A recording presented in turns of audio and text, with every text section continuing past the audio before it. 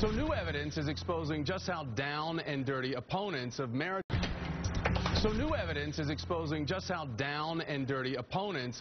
equality are willing to get in their fight to stop it.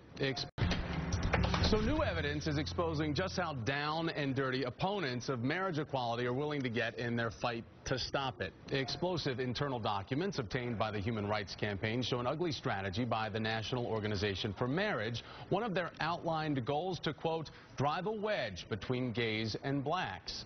Joining me now is Wayne Besson, the executive director of Truth Wins Out. And this empty studio chair in Seattle was supposed to hold Maggie Gallagher, former president and co-founder of the National Organization for Marriage. But as you can see, she is missing in action, although we did confirm an hour ago that she was supposed to be in that studio. I would say, hi, Maggie, but you're not there. So, Wayne, I'm going to try to do this as fair as I can from both sides, albeit you're going to get a lot more airtime because you're the only one here to answer these questions. Is that okay?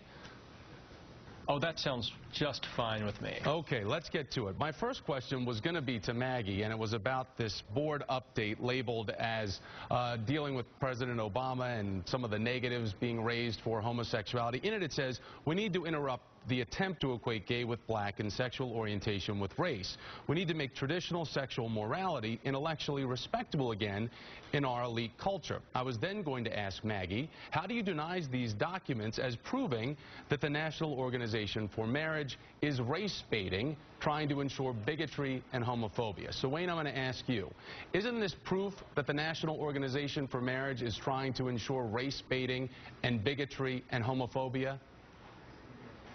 Yeah, this is a smoking gun. I mean, this is absolute evidence that they are race baiting. In fact, they even call it driving a wedge between the communities.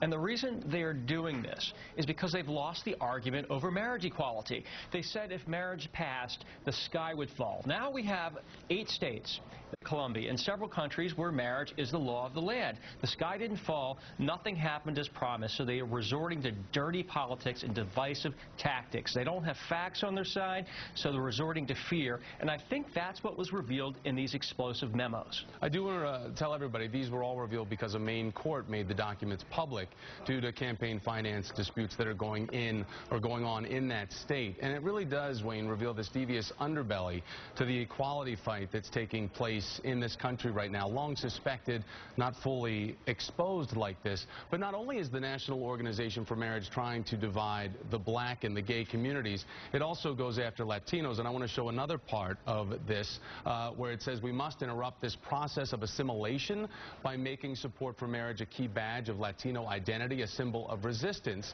to inappropriate assimilation. So as we look at this, Wayne, how is this dividing minorities from coming together to something that they all can support, which is the freedom for all to marry, equality?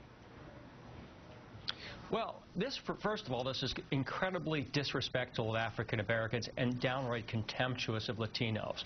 Instead of the great American melting pot, what they're trying to do is stir the pot of divisiveness. It's mean-spirited. And the thing that really needs to be pointed out is not only does this divide entire communities, but this divides families. People are being rejected by their own parents because of such rhetoric. They're being thrown out of their homes. They're being bullied at schools.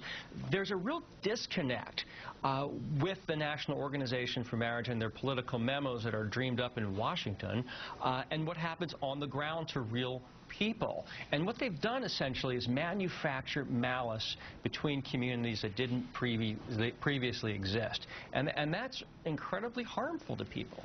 Wayne, where does the organization stand right now as there is to get referendums, there's offensive measures in certain states to get things already on the books. Where does the battle go from here? Well, I think the battle, in some respects, is much more favorable to our side. If you look, for example, at young people, 18 to 35, over 70% support marriage equality. The world is changing. We just saw some incredible victories in Washington State Maryland, New Hampshire, with 100 Republicans just rolled back an attempt to take marriage equality out of New Hampshire where it already existed. So I think we're going to continuously look in favorable states where people are more likely to support equality, and it's going to be a long slog unless this ends up in the Supreme Court, as one case in California tried to do. Wayne, in all fairness, just to get this out, Ted Olson and I just wanted to say in all fairness, because yesterday we talked about this on this hour and the fact that these documents were unsealed. We did get a response at 12:04 yesterday from the National Organization for Marriage and Brian Brown. In that statement, it said, "We proudly bring together people of different races, creeds, and colors to fight for our most fundamental institution, marriage." However, once again, Maggie Gallagher, who was supposed to be here, is not here, decided not to show up for this interview. Wayne Besson with Truth Wins Out. Wayne, thanks for joining me today, keeping your word. I appreciate it. Thank you.